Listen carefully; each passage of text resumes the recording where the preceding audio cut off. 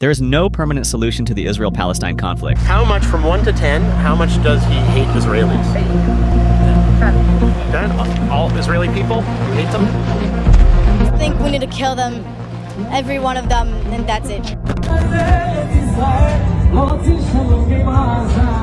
And in this video, I'm going to explain why and who is considered right or wrong in this situation, even if you already support one side, or you're someone who's still undecided, maybe because you don't have all the information to form a solid opinion. I encourage you to watch till the end. I'll try to explain every major aspect of this conflict. Questions like, why has this conflict been going on for so long? Why hasn't a solution been found? And why do these two sides seem to hate each other so much?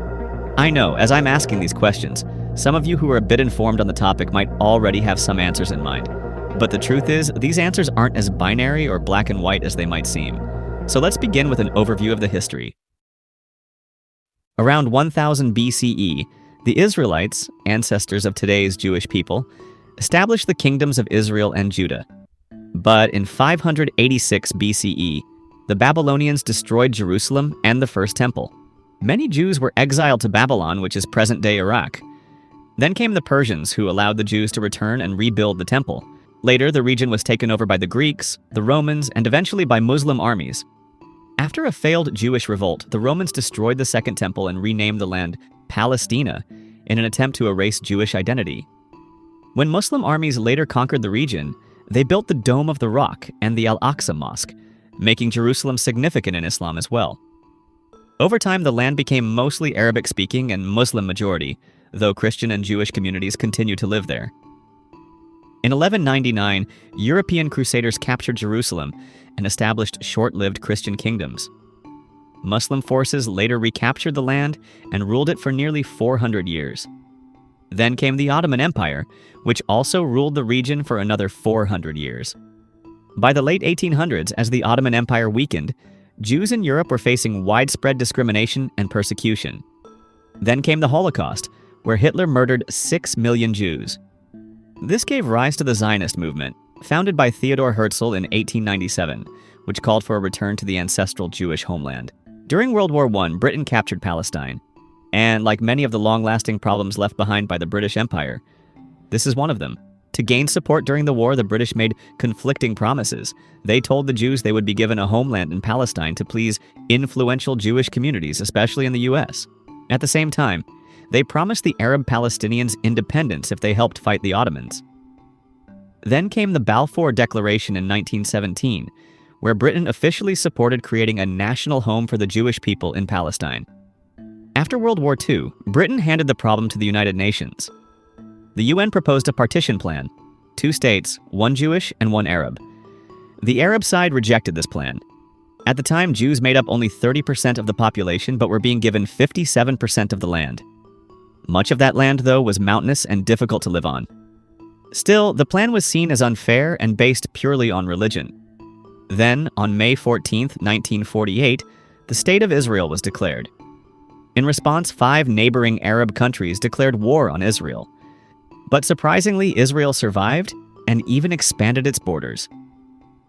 As a result of this war, the Palestinians lost their country.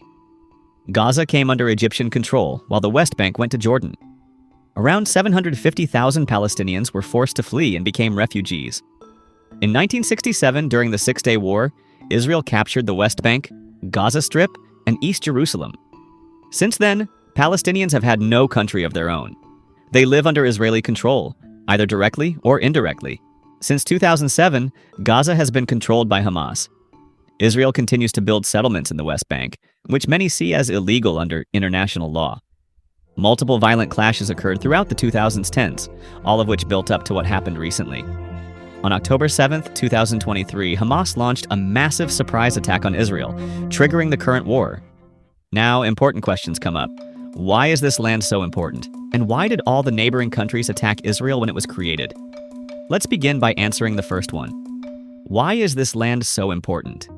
First, there is religious importance. This land is sacred to 3 major religions: Judaism, Christianity, and Islam. Jerusalem is where the ancient Jewish temple stood. It is the holiest city in Judaism.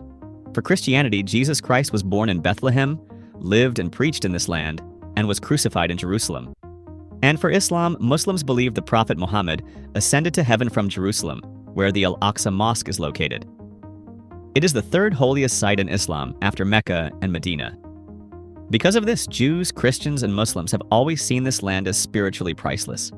There is also strategic importance to this land. It sits at the meeting point of 3 continents: Asia, Africa, and Europe. It lies along ancient trade routes like the Via Maris, Way of the Sea, and the King's Highway.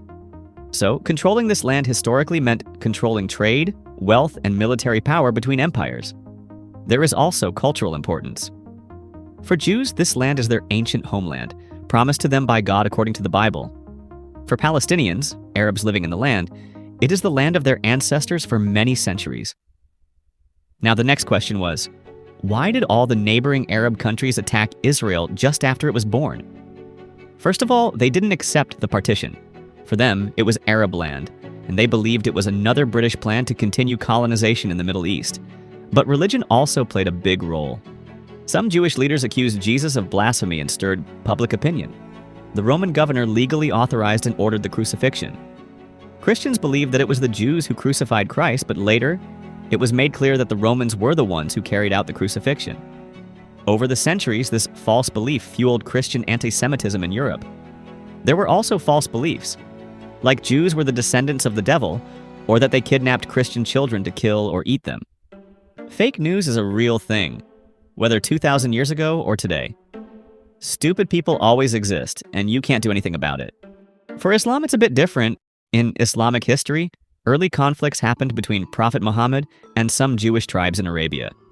They refused to accept Islam, leading to political conflicts. Like most of the things in Islam is similar to Christianity, so they also adopted this hatred. In medieval Europe, Jews were often forbidden from owning land or joining craft guilds. Many Jews became moneylenders because Christians were banned from lending money with interest. This made Jews both necessary, for loans, and resented, for debts. False accusations spread, like the myth that Jews were greedy or secretly plotting against Christians. During plagues, wars, or economic hardship, people often looked for someone to blame. Jews, being a small, visible minority, were easy targets for the rulers. They were wrongly accused of things like poisoning wells during the Black Death. These hatreds sometimes led to violent attacks on Jewish communities. In modern Europe, racial theories labeled Jews as a separate race that could never belong. In Nazi Germany, Hitler and the Nazis used this hatred to justify the Holocaust, killing 6 million Jews during World War II. After the Holocaust, many Jews sought refuge in their ancient homeland, leading to the creation of Israel. Now, for the question of peace talk, was there no peace talk between these two countries? There has been 19 attempts to make peace between the two countries, and Palestine rejected all of these. They had a valid reason. If we look at it from the Palestine perspective, it's their ancestral land and Jews are the outsiders and they are the colonialist. All the peace treaty was dividing this land into two, and not even in a fair proportion. Who would want their country to be hijacked by someone else? Most Israel supporters argue that this land has been of Jews for 2,000 years. But humans migrate, and no one is indigenous to anywhere. Everyone in this world who claims to be indigenous had came there from some other place. The only indigenous are the ones still living beside the river in Africa.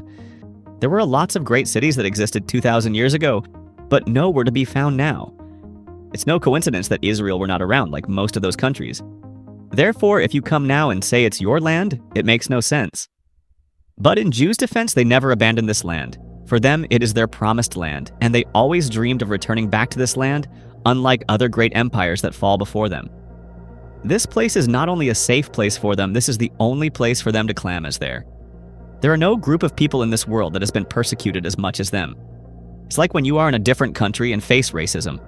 Someone says you to go back to your country or you don't belong here. First you would get angry, but in the back of your mind you know this, that even if I don't belong here, there is a place where I belong. For Jews, that's not the case, and this a very hopeless situation to live in. Their only choice was to get back to their promised land, who they believe was given to them by God. Now comes the main question. Will there be peace? To know this, we have to know who wants what. When I was looking for an answer of this question, all I could find was hatred. Everyone hates everyone and everything. The Palestinians hate the Jew because they are Jews. The Israelis hate the Palestinians. One's hate is based on religion, and the other's is nationality. I just think we need to kill them, every one of them, and that's it. The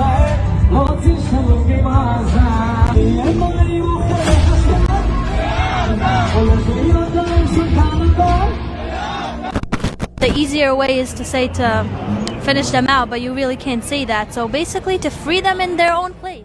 To win, you need hate, and their government is doing a great job at this. In Oxford debate, you see speakers explain how hatred works inside Palestine. Listen to this.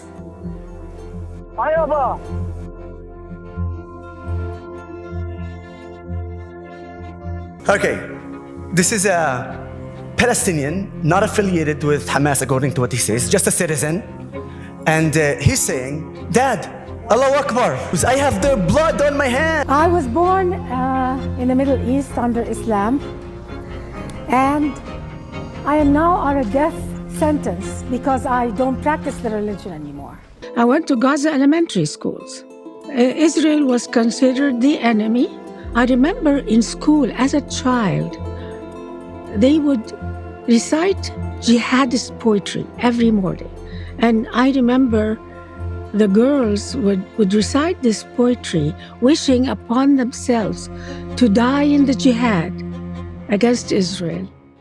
But Israel do it differently. They make it so frustrating for them that and when they threw a rock, they justify shooting them with bullets.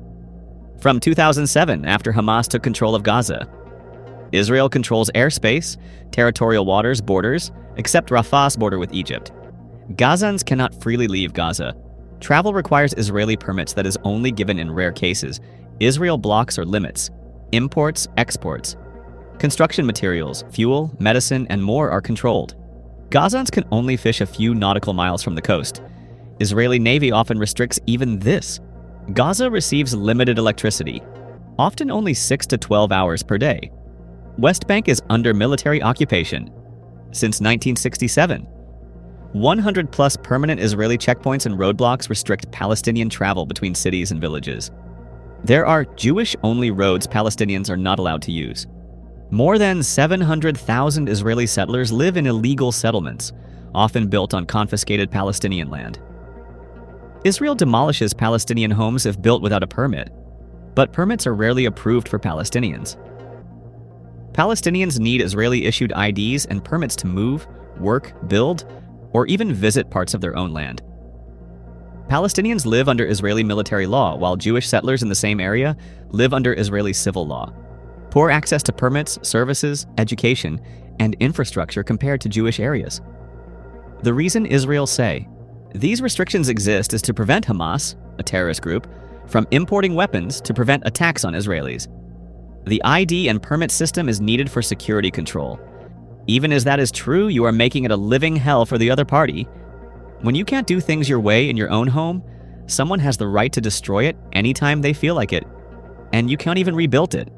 And you see how different life is compared to your neighbor. It's frustration and inhuman. When they show this frustration, you shoot them.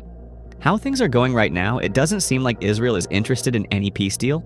They are doing everything in their power to weaken Palestinian society and make a future Palestinian state impossible. Why they are doing this is because they have realized that there can't be any peace between them. There exists a religious hatred against them that need no reasoning. You are a Jew, and that the only reason that needs to hate you. So how can you make peace with them? There were a lot of chances for both to make peace, and that both missed it. The general public from both countries still wants to make peace. But that is not the case for the ones in power. Both sides wants everlasting peace, and that's why they are not accepting anything else. The people of Israel want a real peace, and real peace means peace with security, peace they can trust, with a partner they can trust, and they don't feel they have it here. We want a real peace, not a fake one. So after hearing all the who do you think is right and who is wrong, don't think of it as right and wrong. Think what you would do if you were in their position. If you were a Jew, you would hate the Palestinians for kidnapping and killing people from your own community, because you already have the thought that everyone hates us inbuilt into your head. And if you were a Palestine, you would hate the Jews because they are Jews and they occupied your land. So what is the solution of this problem? There is no solution as such. There are some possibility or scenarios that can happen, as we have seen around the world. Palestine could no longer exist like some of the countries that Russia has done over the years. They could become a puppet state of Israel, like it already is, or they would be cornered so much that most of them would leave this land and migrate elsewhere. Palestine becoming non-existent is very unlikely given the pursuer the world, especially Middle East, has created in Israel. But migration is very much possible. There are 56 ongoing wars going on right at this moment in the world, but without the Russia-Ukraine war and the Israel-Palestine war, the media is not covering most of these wars. Because it all comes down to public interest. The worst scenario would be the Israel-Gaza war spilling into neighboring countries. It's already at motion, but not that prominent. And in the question of who is right, the answer is clear: the one who has the power. Like in the World War II when the Jews didn't have their own country and anti-Semitic sentiment were rising in the Europe and how they suffered for that. And now that they are in power, that Palestinians are going to suffer. At the end of the day, both sides is human, and it's human nature to forget and repeat the history.